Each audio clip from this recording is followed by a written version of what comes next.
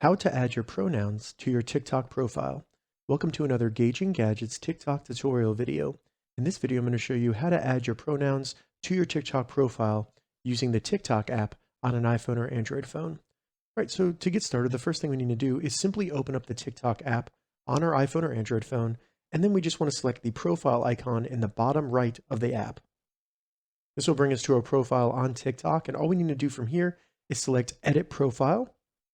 And then as you will see under your username, you'll see pronouns. Go ahead and select Add Pronouns.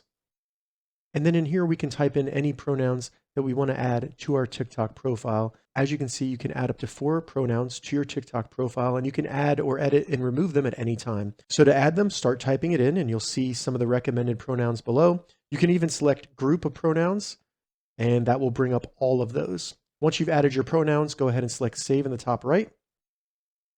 And then when we go back to our profile and refresh, we can see at the very top, the pronouns have been added to our TikTok profile. All right, so that's how you add your pronouns to your TikTok profile on a mobile phone. If you have any questions about this, leave a comment below. I'll get back to you as soon as I can. If you'd like to see more TikTok tips and tutorials, check the links in the description.